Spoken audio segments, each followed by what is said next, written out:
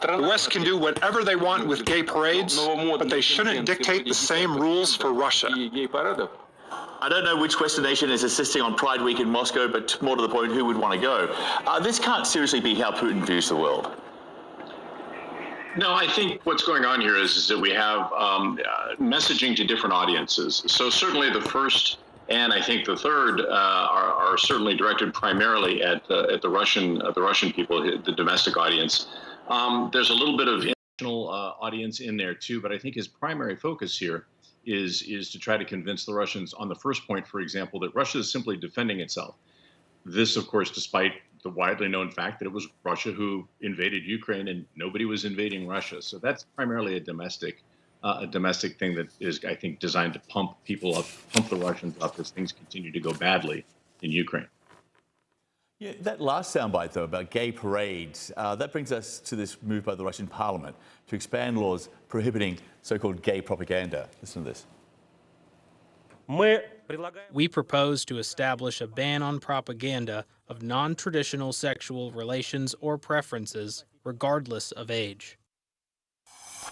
This sort of anti-gay agenda seems to weave its way through Russia's national security strategy, which lays out who should be protected and from what. Now it's sort of raised to this international level. It's sort of this homophobia masquerading as foreign policy. Yeah, it's really fascinating because, again, there's a lot of resonance inside of Russia. Having lived there, I've seen it myself. There was a lot of resonance inside of Russian society against anything having to do with the gay movement. There's a lot of discrimination that happens. But this is an interesting thing because when he raises it, there is now a new international audience, which I would argue a number of years ago didn't exist. This is not just the far right wing in the United States. These are the Viktor Orbáns of the world. These are the very conservative populist governments that are popping up in NATO countries in the West. This populist movement, which is oftentimes much more culturally traditional and is also uncomfortable about things like the gay movement and being gay. So there is also an international audience to that particular argument, although how it relates to Ukraine is a little strange. Yeah, it all sounds kind of a little strange. Putin added this prediction for good measure. Here he is.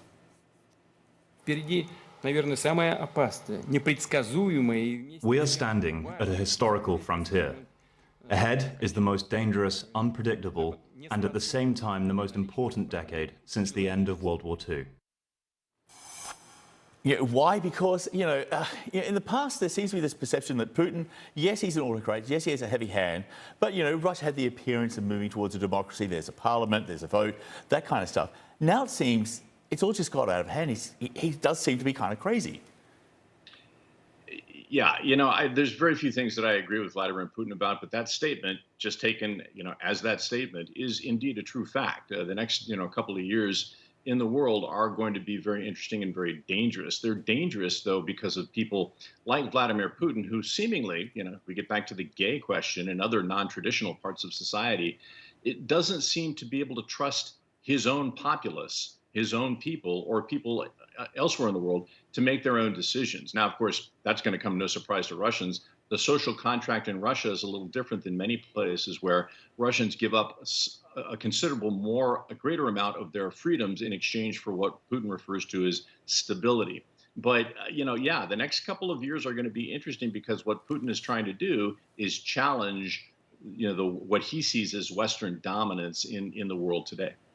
Yeah, it's just interesting. It will be dangerous. It will be challenging because of the stuff that he's doing in the world, and then sort of trying to walk it back, saying he's not. The whole thing was this sort of closed circular loop of crazy in many ways for me.